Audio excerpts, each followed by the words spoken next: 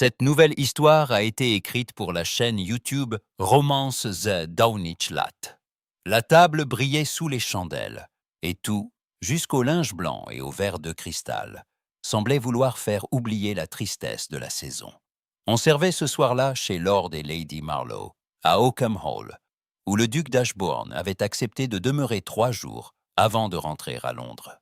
Helena Vale, assise à la droite de sa mère, n'avait presque rien touché depuis le premier service. Elle gardait le dos droit, comme on le lui avait appris, mais ses doigts s'étaient crispés sous la nappe sur le bord de sa serviette. En face d'elle, le duc parlait avec une politesse si nette qu'elle semblait toujours contenir un reproche. À sa droite, Sir Lionel Marlowe riait trop fort de ses propres saillies. À sa gauche, l'oncle du maître de maison s'acharnait à parler chevaux, avec l'ardeur d'un homme qui n'en montait plus depuis 20 ans. Et au bout de la table, près d'un grand bouquet de roses tardives, se tenait Adrian Gray. Il n'avait rien de l'homme qu'on remarque d'un coup d'œil. Il n'était ni le plus bruyant, ni le plus brillant. Pourtant, Helena n'avait presque pas regardé un autre visage depuis son entrée dans la salle à manger. Il avait cette force retenue des hommes habitués à se contenir, une assurance calme dans les épaules, et cette façon de baisser les yeux une seconde avant de répondre qui donnait à ses paroles plus de poids. Le noir lui allait avec une sobriété presque sévère. Le duc, lui, ne le quittait pas des yeux. Helena l'avait senti dès l'instant où Adrian avait été présenté. Il y avait entre eux une tension trop vive pour être simple. Elle en ignorait la cause, mais elle reconnut dans la bouche glacée du duc, dans l'immobilité de sa main sur le dossier de son fauteuil, dans le bref silence qui avait suivi le nom de Gray, une aversion ancienne. À présent, on retirait le gibier, et l'on annonçait les douceurs, lorsque le duc posa son verre sans bruit. Tout le monde entendit pourtant le son. Il inclina légèrement la tête vers l'hôte, puis dit, avec une courtoisie qui rendait ses mots plus durs encore, « Lady Helena, je crains que nous n'ayons été mal informés. » Le silence se fit d'un coup. Le sang quitta le visage de Helena. Sa mère leva les yeux de son assiette. Adrian, lui, ne bougea pas. Le duc poursuivit, toujours calme. « On m'avait dit que vous aviez épousé Monsieur Gray. J'avais d'abord cru à une impertinence de valet. Je vois qu'il s'agissait d'une vérité. » Lady Arabella serra son mouchoir si fort qu'il en devint presque un paquet froissé dans sa main. Helena inspira lentement. Elle avait espéré qu'on annoncerait ce mariage plus tard, à voix basse, dans un couloir ou au coin d'une fenêtre. Mais il n'y avait plus de plus tard. Pas depuis qu'elle avait pris le bras d'Adrian 1 heure plus tôt et accepté qu'il l'amène à cette table, comme son épouse. La vérité, milord, n'a pas besoin de votre permission pour exister, dit-elle. Quelques têtes se tournèrent. On entendit une cuillère qu'on reposait trop vite. Le duc lui adressa un sourire sans chaleur. Au contraire, madame, certaines vérités doivent être interrogées. Adrian releva enfin les yeux. Il regarda le duc sans détour. Si vous avez une objection, monseigneur, exprimez-la sans détour. Le duc inclina la tête. C'est un conseil que vous auriez dû suivre, monsieur Gray, il y a des années. Lady Marlowe s'occupa de la soupière, comme si ce geste pouvait sauver le repas. Un valet entra avec les sorbets, s'immobilisa en comprenant qu'il s'était passé quelque chose d'irréparable, puis recula presque sans bruit. Helena comprit alors le danger véritable. Non pas l'éclat du scandale, mais l'instant où les autres le reconnaissent et cessent d'être innocents. « Si vous avez l'intention de me traiter d'insolent, dit Adrien, faites-le franchement. Je préférerais cela à des énigmes. » Le duc se redressa, la main posée près de son verre comme s'il allait lever une arme et non parler à table. « Fort bien. Je vous traite d'homme sans délicatesse, sans loyauté, et sans droit de vous asseoir parmi nous, comme si votre présence n'exigeait aucune explication. » Un murmure bas courut de part et d'autre de la pièce. Helena vit sa mère pâlir. « Monseigneur, dit-elle, d'une voix qui ne trembla pas, vous oubliez que j'ai choisi ce mari. » Le duc la regarda enfin, comme s'il la voyait pour la première fois de la soirée. « Justement, Lady Helena, voilà ce que je trouve inexplicable. » Puis il se tourna vers Adrian lentement, avec une précision presque froide. « Je ne vous demande pas vos raisons.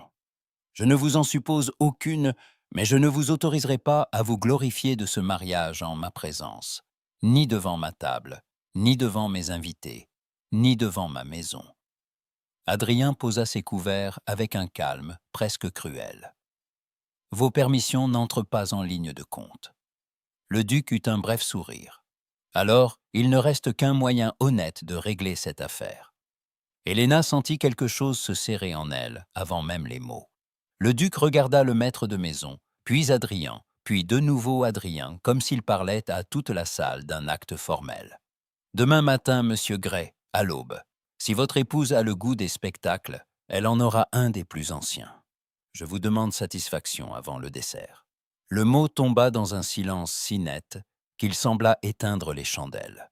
Lady Arabella porta la main à sa gorge. Sir Lionel laissa échapper un rire nerveux qui mourut aussitôt.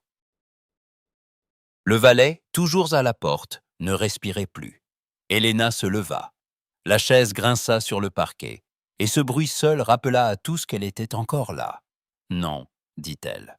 Le duc tourna à peine la tête. « Non, madame. Vous n'allez pas transformer mon mariage en divertissement de club. » Sa mère murmura son nom d'une voix éteinte, mais Héléna ne la regarda pas. Ses yeux restaient fixés sur le duc. Derrière sa colère, une peur froide et profonde lui serrait la poitrine. Si Adrien acceptait, si l'un d'eux devait être blessé pour cette folie, tout cela deviendrait une plaie ouverte dans chaque salon où l'on prononcerait son nom. Adrien se leva à son tour. Il ne toucha pas à son arme, ne fit aucun geste théâtral. Il dit seulement « Très bien ». Héléna se tourna vers lui, stupéfaite. « Adrien ». Il inclina légèrement la tête vers elle, comme pour l'apaiser, mais ses yeux demeuraient sur le duc. « Je n'ai pas l'intention de me cacher derrière des convenances mortes. Si Milord souhaite se lever au jour naissant pour défendre son orgueil, je serai là. » Le duc le fixa, et Héléna vit quelque chose changer dans ce visage dur. Non pas de la surprise, pire que cela, une certitude blessée. « À l'aube alors, » dit-il. Le maître de maison se leva à moitié blême. « Messieurs, je vous en conjure. » Mais déjà le duc s'était incliné, trop brièvement pour que ce fût la paix, trop correctement pour que ce fût une insulte, et il repoussa sa chaise avec un bruit sec qui fit tressaillir la verrerie. Il sortit sans regarder Héléna une seconde fois, les mains derrière le dos, la taille droite comme un sabre. Personne ne parla durant les secondes qui suivirent. Puis le maître de maison se racla la gorge, trop fort. Quelqu'un demanda d'une voix étranglée si le dessert devait être servi. Un autre répondit par une banalité qui tomba au sol comme une pièce sans valeur. Héléna ne voyait plus que le profil d'Adrien. Il n'avait pas pâli. Il ne s'était pas rassis. Lorsqu'il tourna enfin la tête vers elle, son inquiétude était si réelle qu'elle lui coupa le souffle. « Vous saviez qu'il agirait ainsi » demanda-t-elle à mi-voix. « Non » répondit-il, « mais je savais qu'il ne vous laisserait pas tranquille. » Cette simple phrase lui fit plus d'effet qu'une promesse. Héléna comprit qu'elle venait d'épouser non un homme de salon, mais un homme prêt à se faire haïr sans mentir. Et tandis que les domestiques, pâles et soigneux, apportaient les fruits confits, elle sut que la soirée ne redeviendrait jamais ordinaire. Le duel était désormais un fait, la salle entière en était témoin, et le nom d'Adrien Gray, prononcé dans cette maison, n'appartiendrait plus jamais au silence en chopin. Ça, c'est un... Le petit salon avait connu de meilleurs jours. Les rideaux de Damas avaient pâli, et le feu, malgré les soins qu'on lui donnait, ne chassait pas toute l'humidité du matin.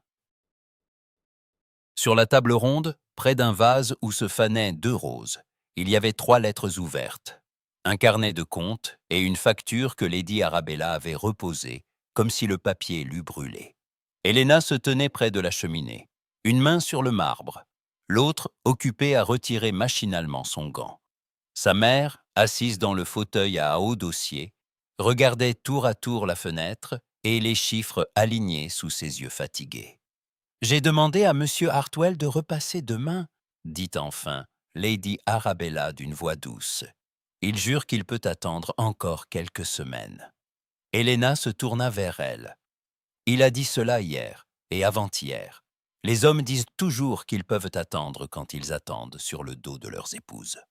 Malgré elle, Helena eut un bref sourire, puis elle prit la feuille du carnet et la parcourut encore. Les chevaux avaient coûté trop cher l'hiver précédent, le bois plus encore.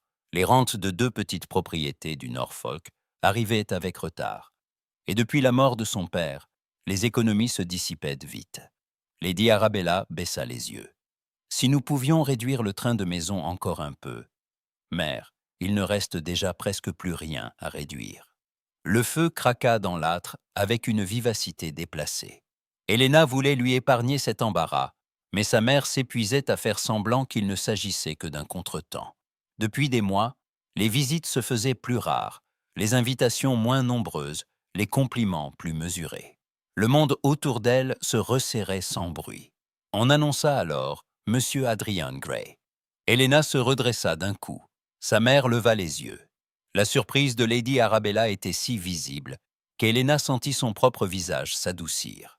Adrian entra avec cette sobriété silencieuse qui semblait naturelle chez lui. Il n'avait pas l'air d'un homme venu solliciter une faveur, mais d'un homme qui avait pris une décision. Il s'inclina devant Lady Arabella.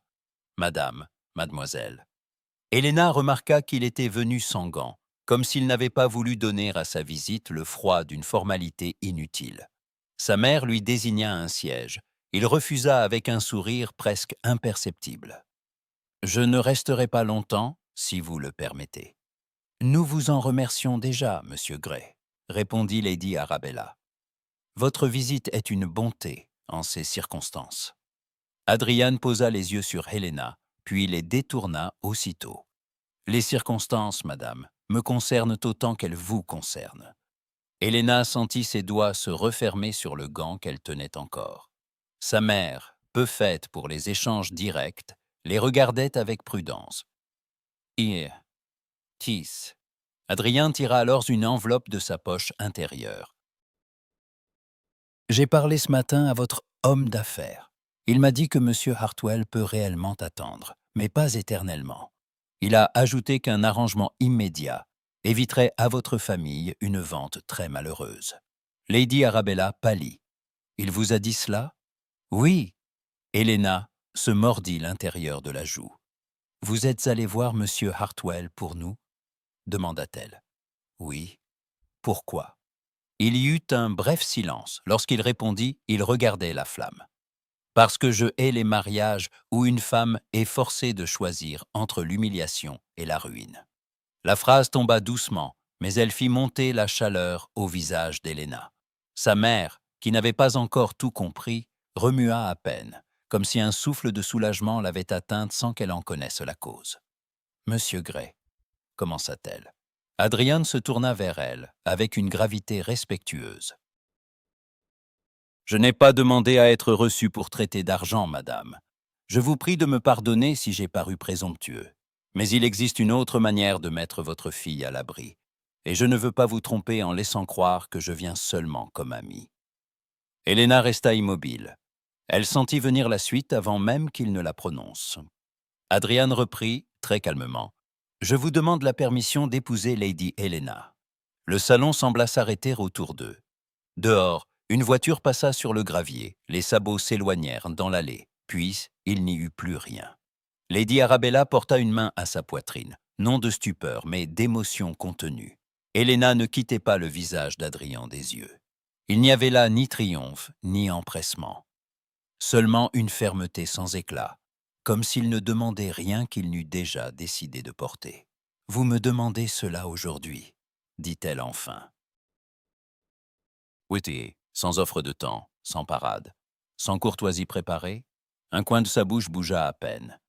J'ai craint qu'une parade ne ressemble trop à un piège. Lady Arabella ferma les yeux une seconde, puis les rouvrit. « Monsieur Gray, savez-vous ce que vous demandez ? » ?»« Je le sais, madame. » « Ma fille n'est pas un recours pour votre conscience. Cette fois, il la regarda franchement. « Je n'en ferai jamais un recours. Si elle accepte, je lui offrirai mon nom, ma maison et tout ce qu'il faut pour qu'elle ne manque de rien. Mais je lui demanderai aussi d'être mon égale. » Helena sentit sa gorge se serrer. Sa mère se leva avec lenteur, alla jusqu'à la fenêtre, puis revint, les mains jointes devant elle. « Helena, dit-elle très bas, si vous refusez, je ne vous en aimerai pas moins. » Helena baissa les yeux vers le carnet de compte étalé sur la table. Elle pensa à son père, qui n'aurait jamais voulu la voir donner à un parti sec et vaniteux. Elle pensa aux mois à venir, aux créanciers, aux visites qui s'éteindraient une à une. Puis elle pensa à cet homme debout près du feu, prêt à être jugé, sans se défendre autrement que par des actes. « Et si j'accepte » demanda-t-elle. Adrien ne répondit pas tout de suite. Lorsqu'il le fit, sa voix était plus basse.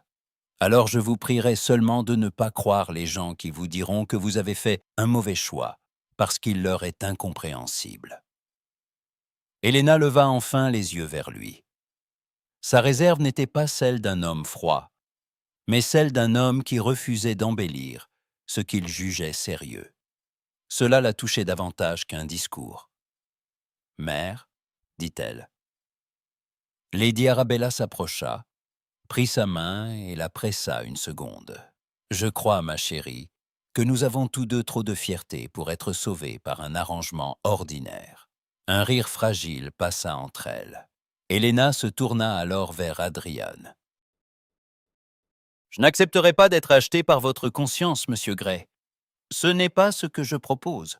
Alors je vous préviens que je ne serai pas une épouse docile par principe. » Cette fois, quelque chose d'authentique éclaira son regard. « J'en serais mortellement déçu si vous l'étiez. » Le silence qui suivit fut différent des autres, plus doux, plus dangereux aussi. Helena sentit, avec une clarté inattendue, qu'il venait de lui répondre comme à une femme qui compterait dans sa vie, et non comme à un problème à résoudre. Lady Arabella, voyant sans doute où la conversation les menait, reprit avec le peu de fermeté qui lui restait. « Si ce mariage doit avoir lieu, il faut qu'il soit discret. Nous n'avons ni le temps ni la position pour les lenteurs mondaines. » Adrian s'inclina. « Je puis obtenir une licence spéciale. Le doyen de la chapelle de Saint-Edmond me doit un service. » Helena le regarda, saisie malgré elle par la simplicité avec laquelle ils disposaient déjà de leur avenir. « Vous y avez donc déjà pensé. » »« Depuis hier soir, j'y pense avec une certaine ardeur. » Cette fois, elle ne put retenir un sourire, plus vrai que tous ceux qu'elle avait offerts depuis des semaines. Et pour la première fois depuis longtemps, ce n'était plus la facture sur la table qui lui semblait la plus lourde de la pièce.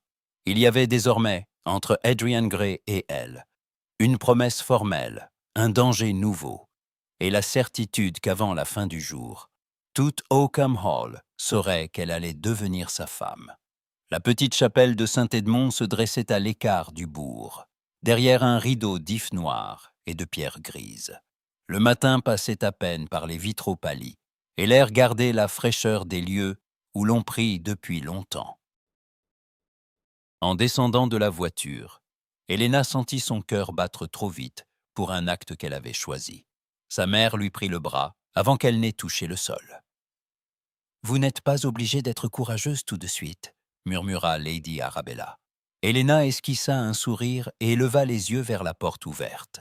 « Je crois que je le suis depuis hier soir. » Sur le seuil attendait Ethan Adrien. Il portait un habit sombre et simple, si net qu'il lui donnait un air plus grave encore qu'à l'ordinaire. Quand il la vit, il ne fit aucun geste pressé, ne chercha pas à rassurer qui que ce fût. Il se contenta d'incliner la tête. « Lady Helena, dit-il doucement, je suis heureux que vous soyez venue. » Elle redressa le menton. « Je vous avais donné ma parole, monsieur Gray. » Oui. Dans ce seul mot, elle entendit déjà plus qu'une politesse, comme s'il n'avait jamais douté d'elle. À l'intérieur, le recteur, un homme, mince aux cheveux blancs, les attendait près de l'autel avec une gravité bienveillante. Il y avait peu de monde. Lady Arabella, le notaire venu certifier la licence, deux anciens témoins du lieu, et Mrs. Wren, la gouvernante d'Adrian, qui semblait avoir traversé le comté pour s'assurer que tout se passerait convenablement.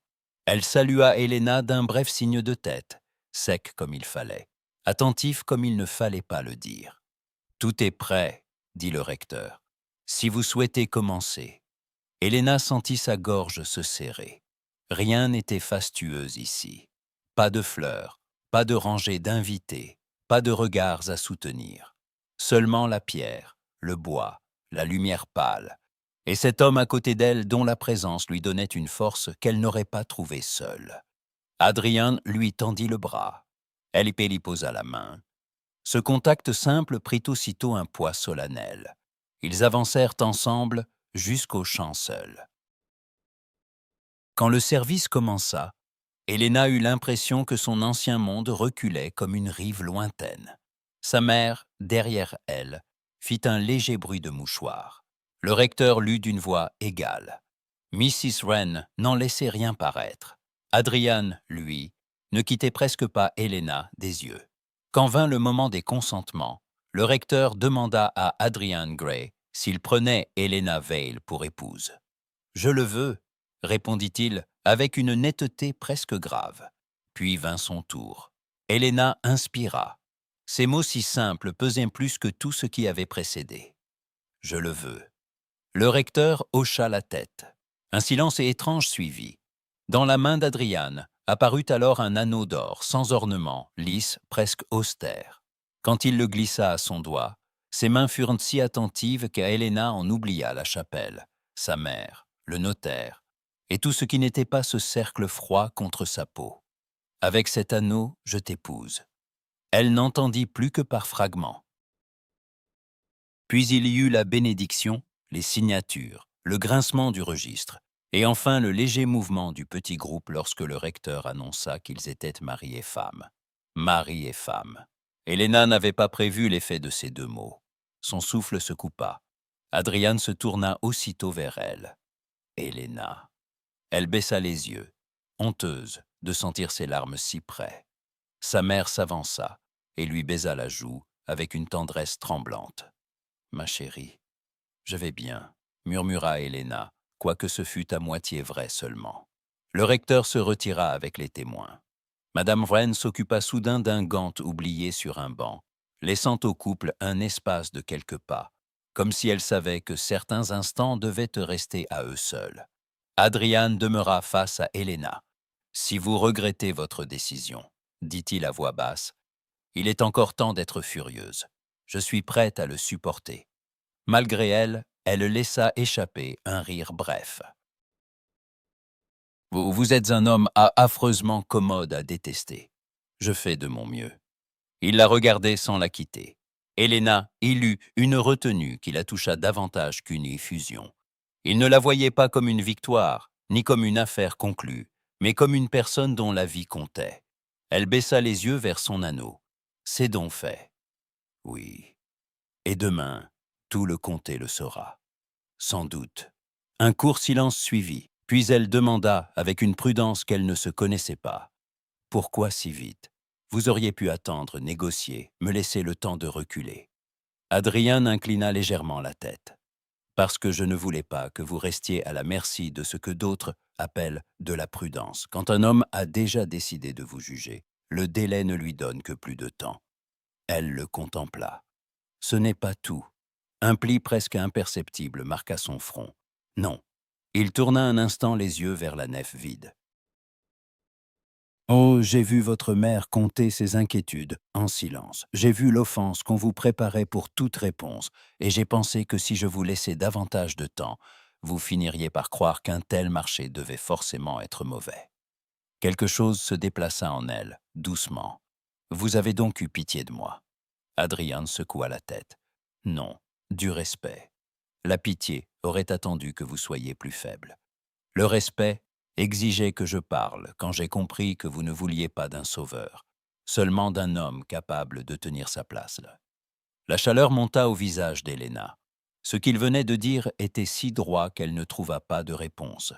À côté d'eux, Lady Arabella s'éclaircit la gorge avec discrétion. « Si vous avez fini de vous montrer raisonnable, » dit-elle d'une voix presque tremblante, « il me semble que nous devrions gagner la voiture, avant que le reste du village ne se mette à prier à notre sujet. » Cette remarque rendit un peu d'air à la pièce. Helena sourit franchement. Madame Wren ramassa le gant et le lui tendit avec la gravité d'un officier. « Madame Gray, dit-elle, puis s'arrêta comme si le nom lui était encore étrange. « Cela vous va mieux que vous ne le croyez. » Helena prit le gant, puis regarda Adrian. Le nom venait d'être prononcé. Le registre s'était signé. L'anneau était à son doigt. Quoi qu'il advienne demain, le duc n'aurait plus affaire à une jeune fille de la maison Val, mais à une épouse liée à cet homme par un lien que l'on ne rompait pas sans la blesser elle aussi. « Alors, monsieur Gray, dit-elle avec un calme qu'elle n'avait pas tout à fait au cœur, je suppose que nous allons devoir apprendre à vivre avec notre mauvais goût. » Cette fois, il sourit vraiment, pas largement, pas comme un mondain, seulement assez pour changer tout son visage. « Je vous aiderai, » répondit-il. « J'ai une certaine habitude des jugements injustes. » Et lorsque leurs mains se touchèrent de nouveau dans la pénombre de la chapelle, Helena comprit qu'elle n'était plus seulement la fille d'une maison en difficulté, ni même la femme qui avait pris un risque. Elle était l'épouse d'un homme que le duc n'avait pas encore cessé de mépriser. Et cela rendait déjà chaque regard du monde plus dangereux qu'hier matin. La maison du duc d'Ashbourne occupait le coin d'une grande place sévère, avec ses hautes fenêtres, son perron profond et ses rideaux d'un bleu presque noir qui semblaient retenir la lumière. Helena l'avait aperçue une fois, enfant, du fond d'une voiture, et elle l'avait trouvée moins accueillante qu'un avertissement. En la gravissant maintenant au bras d'Adrien, elle sentit que l'impression n'avait pas changé. Le laquais qui les annonça les considéra avec une exactitude glaciale. Monsieur et Madame Gray. Helena perçut aussitôt le léger trouble qui traversa le corridor. On savait déjà. À Londres comme à la campagne, une nouvelle comme la sienne courait vite. Le duc les attendait dans son grand salon, près d'une cheminée où brûlait un feu discret malgré l'heure. Il n'était pas seul. Deux dames, une jeune veuve en robe grise et une tante de province au regard curieux, étaient assises avec des tasses de thé. Un gentleman aux favoris soignés feignait de feuilleter un album de gravure. Le duc avait choisi son public. Helena le comprit d'un coup, et cela la raffermit. Il s'inclina avec une correction si parfaite qu'elle en devenait presque hostile. « Lady Helena, Monsieur Gray, je vous remercie d'avoir accepté mon invitation. »« Votre invitation a été très aimable, monseigneur, » répondit Helena. Adrien lui offrit sa main pour la faire asseoir, puis resta debout près d'elle, ni trop loin, ni trop près, dans cette réserve attentive qui lui donnait plus d'appui qu'un défi. Le duc fit signe ôté. « J'espère que votre voyage de ce matin n'a pas été fatigant. Une cérémonie hâtive peut avoir ses inconvénients. » Helena posa calmement ses gants sur la table basse. « Le principal inconvénient d'une cérémonie hâtive, milord, est qu'elle oblige les gens à parler avant d'avoir tout prévu. » La jeune veuve baissa les yeux dans sa tasse pour cacher un sourire. Le duc ne broncha pas. « Vous avez toujours eu le don de répondre avec justesse, madame. Je ne l'avais pas oublié. » Il y avait dans ces mots quelque chose de plus tranchant qu'une simple civilité. Helena leva les yeux vers lui. « J'ose espérer que nous ne sommes pas venus raviver des souvenirs d'enfance. »« Non, dit-il. Nous sommes venus parler d'avenir. » Il prit sa tasse avec lenteur, puis ajouta sans regarder Adrian. « Il semble que le comté en ait déjà assez dit de lui-même. » Le salon se figea. Le gentleman cessa de feindre sa lecture. La tante de province se pencha légèrement en avant, vite imitée par la veuve, qui s'immobilisa avec un calme étudié. Adrian répondit d'une voix égale. « Si vous avez quelque chose à reprocher au comté, milord, ne le mettez pas sur le dos de vos invités. » Le duc le regarda enfin. « Vous avez accepté un nom qui appelle l'examen. Vous ne pouvez pas vous plaindre de l'attention qu'on lui porte. » Helena sentit une froide irritation la traverser. Le duc ne visait pas seulement Adrian. Il éprouvait toute la pièce, comme s'il voulait voir qui céderait le premier. Elle prit sa soucoupe, la reposa, puis dit doucement « Monseigneur, je vous remercie de vous soucier de ma situation. Je constate seulement que vous la rendez plus pesante qu'elle ne le serait autrement. » Le duc la considéra une seconde de trop. « Ma chère Lady Helena, il n'est pas dans mes habitudes de flatter la maladresse. »« J'en suis rassurée, répondit-elle. J'aurais détesté devenir une habitude. » La veuve leva franchement les yeux. Le gentleman masqua un sourire derrière sa tasse. Le duc posa sa cuillère avec soin. « Vous êtes bien différente de l'enfant que j'ai connu. Et vous, monseigneur, dit Helena, me semblez toujours aussi certain que le monde doit avoir l'air de vous obéir pour être convenable. » La phrase ne fut qu'un souffle, mais elle tomba juste. Adrian tourna légèrement la tête vers elle, non pour la reprendre, mais pour la regarder autrement. Le duc s'inclina dans son fauteuil. « Vous vous trompez, madame. Le monde ne m'obéit pas.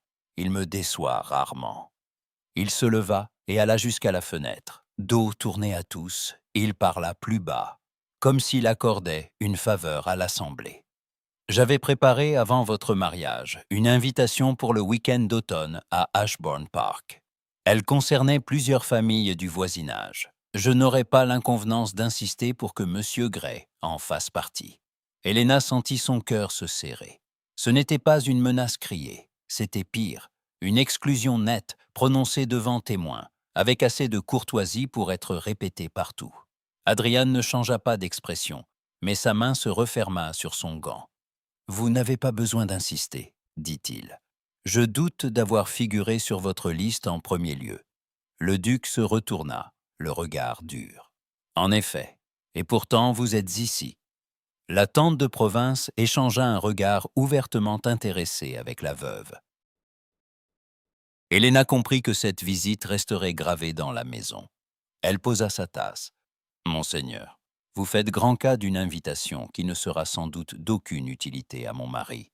En revanche, si vous me retirez votre courtoisie, j'aurai au moins le plaisir d'être certaine de l'avoir vraiment reçue avant de la perdre. » Le duc la fixa, puis son visage se referma à peine. « Vous êtes fier de votre choix. » »« Oui, même si le choix est mauvais. » Helena ne regarda pas Adrian tout de suite. Elle pensa au matin de la chapelle, à la main qui avait passé l'anneau, au calme étrange qu'elle avait trouvé auprès de lui. Puis elle répondit « Je suis surtout fière d'avoir été assez libre pour le faire moi-même. » Un léger mouvement parcourut le salon. La veuve abaissa sa tasse.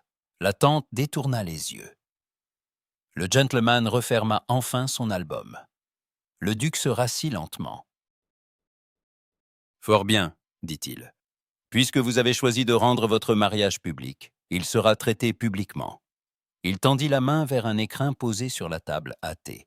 Un laquais s'empressa d'avancer. Le duc l'ouvrit, en tira une carte et la tendit à Helena, sans la quitter des yeux. « Une réception aura lieu mardi prochain chez Lady Bracknell. Vous y serez invité, naturellement. Monsieur Gray également, puisque je ne souhaite pas paraître vous exclure par négligence. » Il marqua une pause brève. « Je veux seulement que chacun voie clairement quelle place vous occupez à présent. » Adrien prit la carte avant qu'Helena ne puisse se pencher. Il la lut une seconde, puis la posa près de sa tasse avec un calme si net qu'il en devenait presque menaçant. « C'est donc cela, dit-il. Vous avez décidé de faire de nous un sujet de conversation pour toute la saison. » Le duc inclina la tête. « Je laisse au monde le soin de tirer ses propres conclusions. » Helena comprit que la chose était faite. L'invitation n'était pas un simple geste mondain, mais une épreuve déjà distribuée. Le nom d'Adrian circulerait bientôt dans bien des mains, et chacun saurait qu'Ashbourne lui-même avait réglé l'affaire. Elle se leva lentement et posa une main légère sur le dossier de sa chaise. « Dans ce cas, monseigneur, je vous remercie de nous avoir donné une date. » Le duc leva un sourcil. « Une date ? » ?»« Oui, dit-elle. Il est toujours plus facile de supporter les jugements quand on sait quand ils seront prononcés. » Adrien se tourna enfin vers elle. Dans ses yeux passa quelque chose de plus chaud qu'une simple approbation. Il lui offrit son bras. Helena le prit. En quittant le salon, elle sentit derrière elle les regards des invités, la curiosité retenue de la veuve, l'appétit discret de la tante, la froideur calculée du duc. Elle n'avait pas cédé. Il n'avait pas reculé, et désormais le mariage de Madame Gray n'était plus un secret de maison, ni un motif de duel. Il entrait dans le calendrier du comté, invité, exposé, et prêt à être jugé par tous ceux qui avaient cru pouvoir le réduire au silence. Le domaine d'Adrien s'étendait au-delà d'un long alignement de hêtres et de prairies, mouillées de rosée. La maison elle-même n'avait rien de l'orgueil sévère d'Ashbourne House. Elle semblait bâtie pour être habitée, avec ses fenêtres basses, son perron simple et la grande lumière qui entrait partout. Helena, descendue de voiture au matin, eut d'abord l'impression d'entrer dans un lieu où l'on travaillait depuis l'aube. Dans la cour, un garçon d'écurie portait un seau d'eau. Deux jardiniers se saluèrent en retirant leurs chapeaux, et une vieille chienne trottina vers Adrien en remuant la queue, avec une confiance éloquente. Madame Wren, droite comme une aiguille, les attendait au seuil. « Madame Gray, dit-elle avec cette exactitude sèche qui cachait mal l'accueil, votre chambre est prête, et le déjeuner sera servi dans un quart d'heure, si vous souhaitez d'abord voir l'office. » Helena réprima un sourire.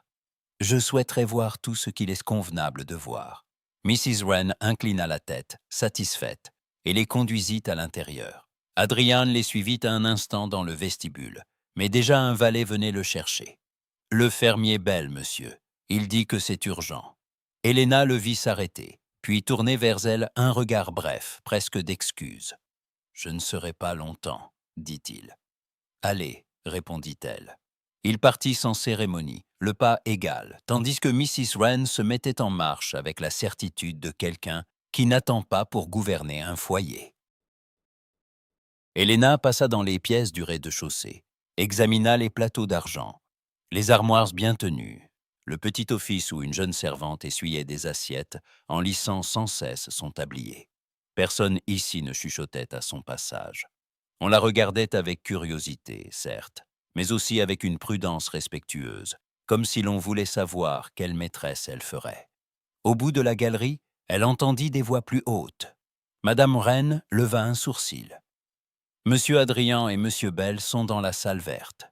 Il semblerait qu'un fossé se soit effondré après les pluies. Le fermier veut plus d'hommes pour les réparations. » Helena ralentit. « Puis-je entrer ?» Mrs. Wren la regarda une seconde. « Il faut mieux que vous le fassiez, madame. Les hommes parlent plus franchement quand une dame entend ce qu'ils disent. » Helena poussa la porte. La salle verte donnait sur le jardin. Au milieu se tenaient Adrien et un grand homme aux mains gercées, la casquette tournée dans ses doigts. Le fermier Bell avait l'air d'un homme qui ne s'excuse pas d'avoir du bon sens, ce qui plut aussitôt à Helena. Adrien se tenait près de la fenêtre, une carte du domaine ouverte sur une table. À son entrée, il tourna légèrement la tête. « Nous sommes à moitié en désaccord, » dit-il. « Entrez donc pour entendre l'autre moitié. » Le fermier ôta sa casquette avec gêne. « Madame. »« Monsieur Bell, » dit Helena. « On m'a dit qu'un fossé s'était effondré. »« Oui, madame. Et si on ne le relève pas avant le prochain orage, l'eau passera sur les terres basses. » Adrien posa un doigt sur la carte. « Je lui ai proposé les hommes de l'allée sud et 2 charrettes. Il estime que cela ne suffira pas. » Bell toussa. « Je n'ai jamais dit ça, monsieur. J'ai dit que ça suffirait pour nous faire travailler jusqu'à la nuit, et qu'il y a déjà 2 familles à Cranford qui manquent d'ouvrage. » Helena regarda Adrien. Il ne s'impatientait pas, il écoutait vraiment. « Combien faut-il de bras de plus ?» demanda-t-il. Bell répondit aussitôt. « 4 hommes, peut-être 6 si l'on veut finir avant dimanche. Et si l'on finit lundi, alors il faudra des sacs supplémentaires et une journée de plus. » Adrien acquiesça. « Vous les aurez. » Bell cligna des yeux. « Monsieur, les hommes, les sacs et la journée. Si les familles de Cranford ont besoin d'ouvrage, elles viendront demain au lever du jour. » Le fermier le regarda comme un homme qui cherche l'erreur dans une promesse trop simple. « Ce n'est pas ce qu'on nous a dit, » murmura-t-il. Adrien releva les yeux. « Qui vous l'a dit ?» Bell hésita, puis répondit avec la franchise rude des campagnes. « Le bailli de Milord. Il disait que le domaine devait se montrer prudent, puisque les temps sont incertains, et que vous... » Il s'interrompit en lançant un coup d'œil à Helena. « Que vous aviez d'autres charges depuis votre mariage. » Le silence fut bref, mais il changea l'air de la pièce. Helena comprit aussitôt. On pesait déjà leur union comme une dépense, un risque, une affaire à surveiller. Le mariage était entré jusque dans les comptes du domaine. Adrian referma la carte. Le bailli parlera moins librement désormais. Le fermier baissa la tête. « Je n'avais pas l'intention de vous manquer de respect, monsieur. Je sais. » Puis, Adrian prit la plume, tira un feuillet de la table et écrivit lui-même une courte note au contremaître, ordonnant les hommes supplémentaires et les fournitures, sans lever le ton, sans chercher à se justifier. Ce geste valait plus que des assurances. Bell le regardait comme s'il découvrait qu'un maître pouvait ne pas être un obstacle. « Merci, monsieur Gray, » dit-il enfin, avec cette sobriété qui sonnait comme une déclaration. Quand l'homme fut parti, Adrien posa la main sur le dossier de la chaise et expira lentement. « Je n'aurais pas dû entendre cela par hasard, » dit-il. Helena s'approcha de la table. Le bailli aurait préféré que je ne l'entende pas non plus. Il tourna vers elle un regard plus attentif. « Vous avez compris tout de suite. Je n'ai pas besoin d'être ménagé comme une enfant. » « Je m'en souviens, » répondit-il, et son ton s'adoucit. Elle s'approcha de la carte et suivit du doigt les lignes tracées à l'encre pâlie, les limites des champs, les chemins entre les fermes, les petits noms presque familiers des tenanciers. Vous les connaissez tous, presque tous, et vous allez vraiment laisser les familles de Cranford venir travailler ici. Oui, même si cela coûte plus cher. Il la regarda comme s'il ne comprenait pas la question. Ce n'est pas un coup, si cela empêche un homme de vendre sa vache. Cette phrase la toucha plus qu'elle ne l'aurait cru. Dans la lumière venue de la fenêtre, son visage paraissait moins fermé que dans les salons de la ville. Il avait l'air d'un homme enfin chez lui. « Vous êtes très différent de ce que tout le monde raconte, » dit-elle. « Tout le monde raconte beaucoup de choses. » Il lui tendit alors la feuille de compte que Belle avait laissée sur la table. « Puisque vous êtes ici, regardez cela. » Elle prit la feuille. Ce n'étaient pas les chiffres qui l'étonnèrent le plus, mais le nom au bas de la ligne de correspondance. Lord Ashbourne, noté en marge d'une main sèche et nerveuse. Helena leva la tête. « Pourquoi le duc écrit-il à votre bailli ?» Adrien ne répondit pas tout de suite. « Parce qu'il s'est déjà permis de s'intéresser à mes affaires. » Elle sentit le poids de cette découverte se poser entre eux. Le bailli n'était pas seulement bavard. Quelqu'un, à l'extérieur comme à l'intérieur du domaine, observait chacun de leurs gestes. Adrien reprit la feuille avec lenteur. « Je vois que notre mariage a déjà des lecteurs. » Helena soutint son regard. « Alors, il va falloir leur donner un meilleur livre. » Un bref éclair passa dans ses yeux, approbation ou promesse. Elle ne sut pas encore lequel. Mais lorsqu'il lui tendit sa main pour sortir de la salle verte, il n'y avait plus entre eux la réserve des premiers jours. Il y avait quelque chose de plus précis, de plus complice aussi. La conscience qu'ils venaient d'être jugés ensemble dans sa propre maison, et qu'Adrien avait choisi de la laisser voir cela, au lieu de la tenir à l'écart. La pluie tombait depuis le matin, avec cette persistance tranquille qui rend les maisons plus intimes et les secrets plus lourds. Dans la bibliothèque d'Adrien, un feu bas brûlait sous la haute cheminée, et la lumière grise du dehors s'accrochait aux tranches des livres comme une poussière d'argent. Helena était seule depuis 1 heure. Madame Wren lui avait apporté un plateau de thé, puis était repartie sans un mot, non sans lui avoir laissé une petite clef brune sur le bord de la table. « Si vous tenez à comprendre ce que monsieur ne dit jamais, » avait-elle murmuré, « commencez par le coffre du haut. » Helena avait d'abord hésité, puis la curiosité, ou peut-être autre chose de plus personnel, l'avait poussée à ouvrir le coffre de cèdre placé dans l'angle le plus obscur de la pièce. À l'intérieur se trouvèrent des papiers soigneusement noués, un ruban défraîchi, 2 vieux seaux de cire, et une poignée de lettres dont l'écriture n'était plus que la mémoire d'une main. Elle en tenait une à présent, sans l'avoir encore entièrement lue, lorsque la porte s'ouvrit. Mrs. Wren entra avec un homme qu'Helena ne connaissait pas. Il était petit, sec, courbé par l'âge, et les sortit dans le vent. Ses bottes laissaient des taches humides sur le parquet. Son chapeau, serré contre sa poitrine, tremblait légèrement dans ses doigts. « Monsieur Harker, » dit Mrs. Wren d'un ton qui signifiait qu'elle n'avait pas accepté sa réticence sans combat. C'est la dame que vous deviez voir. L'homme fit un salut maladroit. Madame. Helena se leva. Vous avez servi ici? Jadis, pas ici, au temps du vieux domaine. J'étais au service des écuries de Lord Ashbourne, avant que la maison ne change tout cela.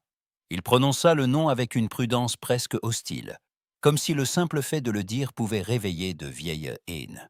Helena posa la lettre sur la table, mais ne la lâcha pas tout à fait. Madame Wren m'a dit que vous connaissiez Monsieur Gray de longue date. Le vieil homme détourna les yeux. Je l'ai vu assez pour savoir qu'il n'aimait pas les fanfares. Cela lui arracha un léger sourire, mais l'homme n'en fut pas adouci. « Je ne suis pas venu vous importuner pour des souvenirs de chasse, » dit-elle doucement. « Je vous demande seulement de m'aider à comprendre pourquoi le duc d'Ashbourne parle de mon mari comme d'un criminel. » Le nom du duc fit tressaillir Harker. « Il a ses raisons, madame. Les a-t-il toujours uses ?» Le silence s'étira. Mrs. Wren se tint de côté, droite, silencieuse, comme si elle jugeait qu'il fallait laisser la vérité se débrouiller seule. Helena prit alors la lettre qu'elle avait ouverte. Le papier était jauni, le sceau brisé depuis longtemps. Elle la lut à voix basse avant d'aller plus loin, et plus elle avançait, plus le sang lui battait aux tempes. C'était une écriture jeune, nerveuse, élégante. Monsieur Gray, si cette note vous parvient un jour, c'est que je n'ai pas eu le courage de la remettre de ma main. Vous m'aviez prévenu. Vous m'aviez dit que le cheval était impatient, que le second chemin était glissant, et que je n'avais rien à prouver à Philippe, ni à quiconque. Je n'ai pas voulu écouter. J'ai voulu montrer que j'étais plus hardi que vous, et je vous ai laissé paraître plus sage que moi, ce qui est une offense qu'aucun homme de mon nom ne supporte aisément. Si quelque malheur survient, je vous en prie, ne laissez pas mon frère croire que vous m'avez poussé. Julien. Helena releva lentement la tête. Lord Julian Ashbourne a écrit cela. Le vieil homme ferma les yeux un instant. Oui, madame. Mrs. Wren se pencha à peine vers la table, les lèvres serrées. D'où vient cette lettre? Harker se racla la gorge.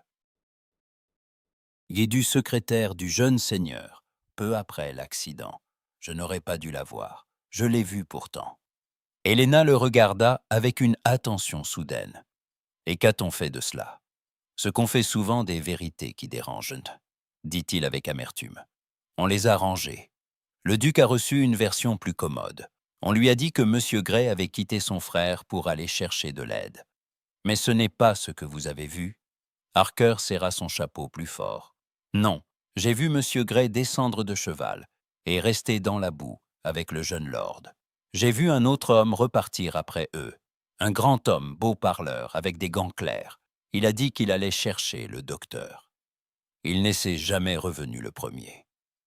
Helena sentit quelque chose se déplacer dans la pièce, froid et précis. Qui était cet homme? Harker hésita, et ce simple retard suffit à lui répondre avant les mots. Sir Philip Wentworth, Mrs. Wren lâcha un bref souffle par le nez. Wentworth est encore dans la maison du duc. Il y vient, dit Harker d'une voix plus basse. Il y vient, depuis toujours. Helena comprit alors pourquoi la chose sentait le mensonge ancien. Un homme qui reste dans l'ombre pendant 20 ans n'a pas besoin de répéter son histoire. Il lui suffit qu'on la répète à sa place. Elle regarda de nouveau la lettre. Pourquoi personne n'a-t-il parlé? Le vieux groom baissa la tête. Parce que Lord Ashbourne, le père, avait décidé que le scandale resterait dans la famille. Parce que le jeune duc n'était qu'un garçon en colère.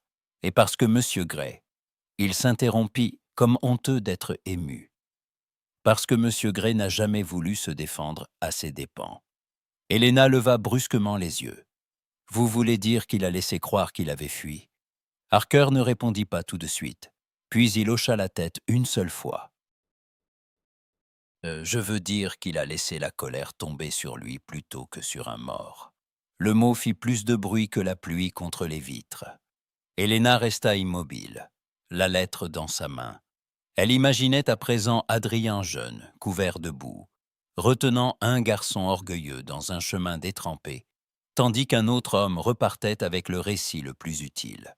Et elle songea au duc, fier, glacial, persuadé, depuis des années, qu'il avait le droit de mépriser son mari.